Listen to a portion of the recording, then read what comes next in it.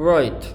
Okay, Shabab, we're gonna record another video or two videos about question 12 and 13, and that will be the end of Python for this term. Okay? So for question 12, we're talking about code readability and comments. It's important to write comments into your code to explain things that you're doing. So we're gonna have single line comments for some of these steps, and then we're also gonna have a multi-line comment at the bottom of our code simply to explain what we're doing. For example, here you can put single line comments where you're gonna put here creation of a variable. For example, you can write, look, yeah, and then I'll write hash. Here we're creating a variable called book library, creation of a variable. Okay, it's just about explaining what you're doing in case someone else takes your code and wants to work with it. Here you can also have another creation of a variable, which is score, and we're going through the assignment, compound assignment. Over here you're taking input from the keyboard, so you'll write here input from the keyboard, right? And it's that same input that we're gonna be printing out. Okay, these are examples of single line comments. For multi-line comment now, I'm gonna come over here under question 12. In Python, if I want to write comments on several lines, I can do it in two different ways. I can use 3 speech marks, and I write my comments between these sets of speech marks. So anything I write here will be comment. For example, I can say here, alright, the overall program, the program is about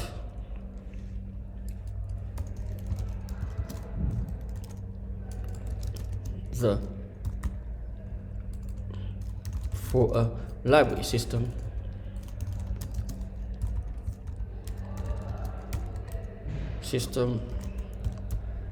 and it uses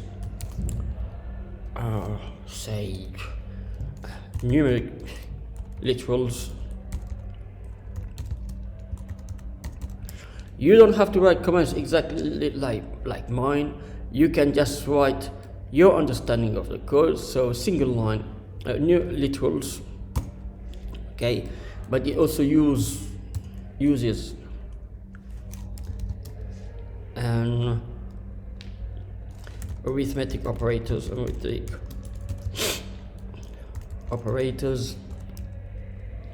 yeah, and you can basically write what's important is to keep the comments between these sets of double quotations. You can also write, instead of double quotation, you could write single quotation, so 3 quotations. You'll write all your comments here, again about the program, what the program does, and so on, and then voila, I therefore have one set of multi-line comments here, and either using double quotations or single quotations. All right, that's for question 12. On to question 13 now. Over here, I would like to have sort of interaction with the computer. You know that since you've been learning computing or computer science and so on, you've learned this concept. Whenever you type something on your keyboard, it goes into your computer system, it gets analyzed or worked on, and then you have something printed. So that concept, you've learned this, and it's mainly this. I most of the time have an input, a process, and an output. So input, that input gets processed, and that gets output. Every time I print something, that would be an output. If I, for example, want to do a plus b, that's a process because I'm adding two numbers. If I do a multiplied by b, a minus b, or a divided by b, these are processes. But for me to do this process, I need to give the computer a and I need to give it b. That will be my input. Okay, so that input goes through the computer from the keyboard, that gets processed, and I get an output. That's what we're going to try to do here. So let's do just that. Now, in a previous question, you've learned that if I want to put something into my computer, I'll use the key input function, pre-built function, built-in function rather. And look, just to be on the safe side and to be really nice, I'll put an instruction. How many books do you want to borrow? So I'll put that here. Okay, but that's not enough, because if I just write it this way, well, there's something that I have to do. Let's have a look. Let's go back to my iPad and I'll show you this. All right.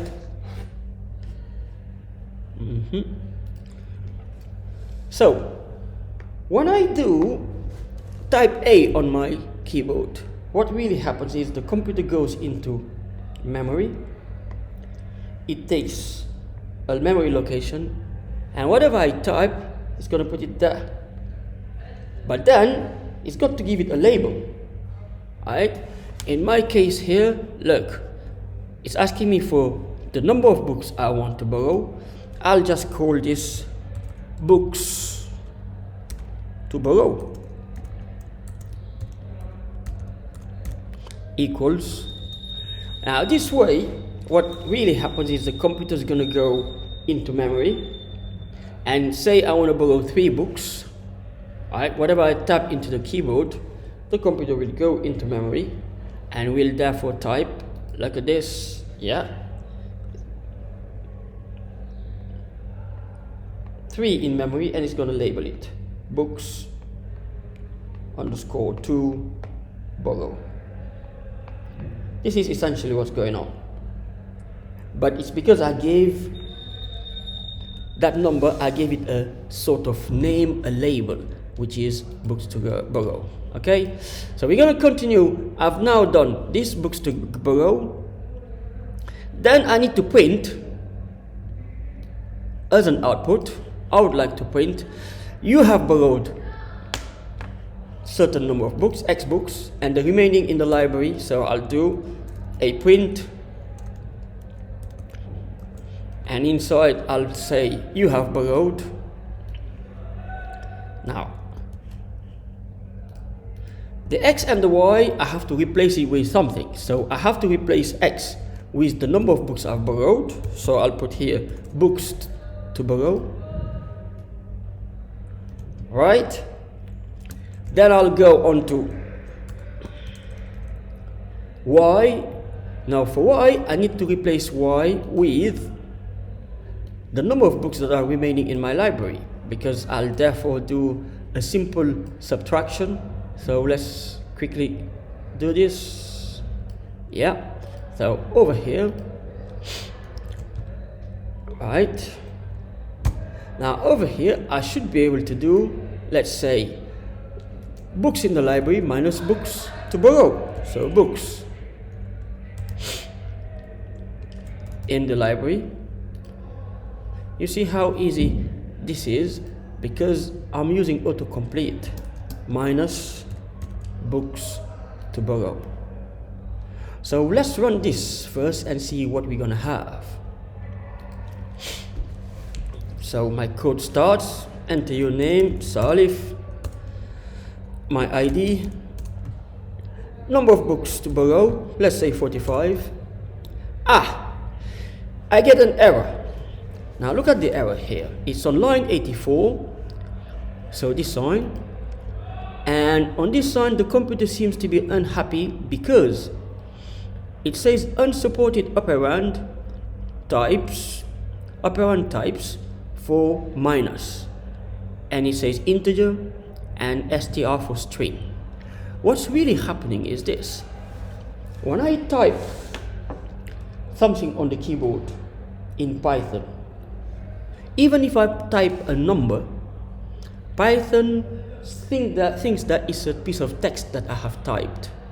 So when I type here, let's say, are we gonna get the iPad? Yeah, there we go. When I type in Python, say 45, it just tells you how silly these machines are. Python does not still see a number, it sees a piece of text. So I need to convert this into a number. I need to use a function called int, and I need to convert 46 into an integer before I can do anything with it. That's the reason why it says unsupported operand types for minus. Okay, so what I'll do, you see over here, I'll put an int, and I will open the bracket and close the bracket. Now whatever I type on the keyboard, because of this input function, will be taken, converted into an integer, put into books to borrow, and only then can it do books in library minus books to borrow. Let's run this again and see. I've got Salif. Come on.